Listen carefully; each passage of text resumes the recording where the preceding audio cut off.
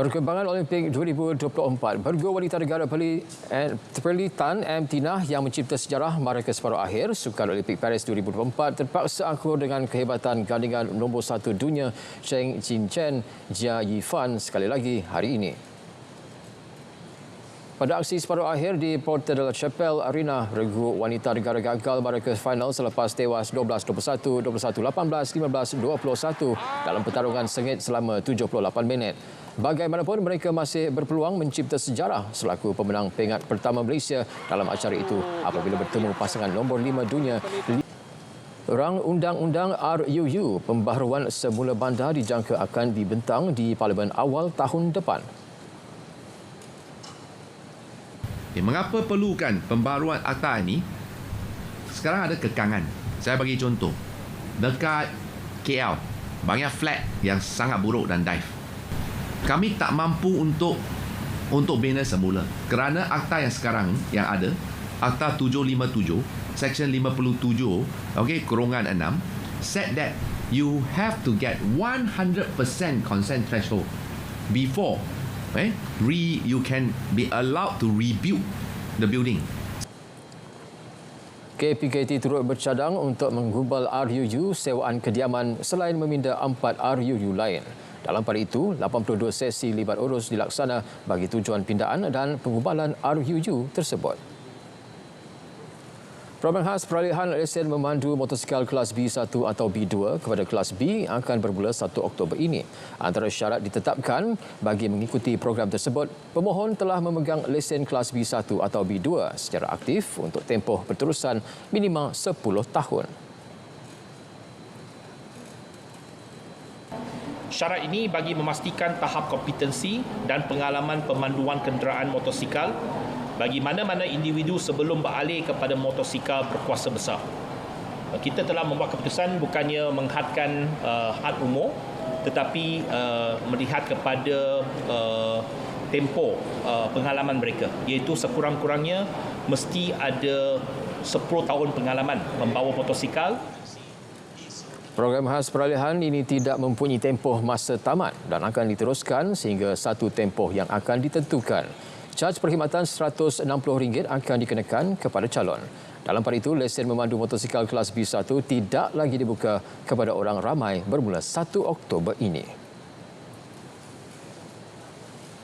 Inovasi diangkat sebagai tema utama bagi pameran Automatika Kuala Lumpur 2024. Pameran itu dijangka menarik pelaburan langsung asing serta mempromosi kenderaan cekap, tenaga dan berteknologi tinggi. Pameran otomotif antarabangsa itu turut menekankan kelestarian, teknologi hijau dan pembangunan bakat tempatan bagi edisi ke-13.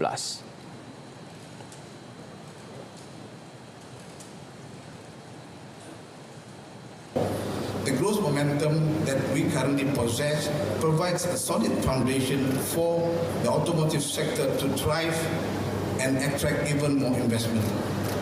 As we strive towards a sustainable future, this exhibition plays a pivotal role in promoting green technologies and sustainability within the automotive industry.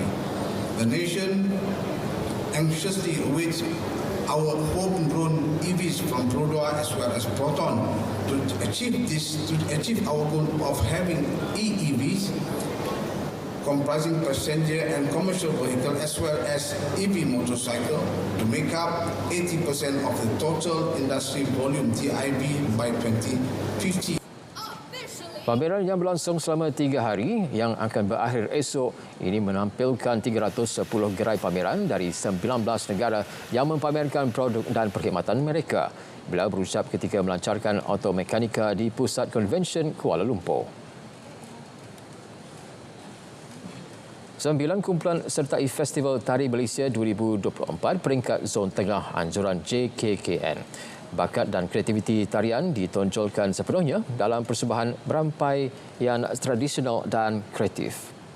Peserta majoritinya anak muda. Akui penglibatan dalam festival itu beri peluang pelajari keunikan seni tradisi bangsa.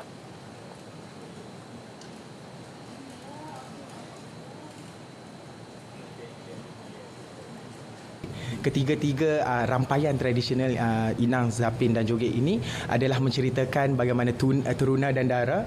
Zaman dulu-dulu masyarakat Melayu ataupun etnik Melayu dulu mengendengahkan cara percintaan mereka kepada khalayak ramai. Tarian tu bukan sekadar menari, tapi kita kena ikut teknik dia, kita kena ikut ada rentak dia, pergerakan dia kena ikut beat dia, lagunya dan juga busana dia tu macam-macam sejarah lah basically. Penganjuran festival itu juga bertujuan mencungkil bakat baharu bidang tarian. Kepentingan program ini adalah untuk membangunkan aktivis-aktivis yang di luar sana, maksudnya aktivis-aktivis di bidang tari untuk menyemarakkan seni budaya itulah, dan kita mencari kumpulan-kumpulan yang berdaftar dengan Jabatan Kebudayaan, dan daripada sini kita akan dapat nampak koreografer baru, penari-penari yang baru. Festival Tari Malaysia 2024 peringkat zon tengah berlangsung 2 hari mulai 27 Julai di panggung Eksperimen Universiti Malaya. Jabatan Imigresen menggempur deretan kedai di pusat perniagaan Kinrara di Puchong yang dikuasai warga asing dipercayai menggunakan lesen Alibaba dalam satu operasi semalam. Ketua Pengarah Imigresen Datuk Roslin Juso berkata seramai 71 warga asing termasuk 16 wanita dan 2 kanak-kanak lelaki pelbagai negara ditahan dalam operasi itu.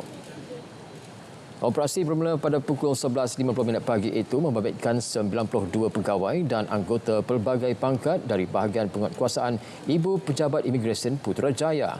Serbuan dibuat berdasarkan aduan awam dan risikan yang dijalankan selama seminggu dan telah berjaya menahan seramai 71 warga negara asing. 71 warga asing ditahan terdiri daripada warga Indonesia, Bangladesh, Myanmar, Sri Lanka, Pakistan dan India. Kesemua mereka ditahan kerana disyaki telah melakukan kesalahan di bawah Seksyen 6-1-C Akta Imigresen 1959-63, Akta 155, Seksyen 15-1-C Akta Imigresen 1999-63, Akta 155 dan Perkara 39-B Peraturan-Peraturan Imigresen 1963.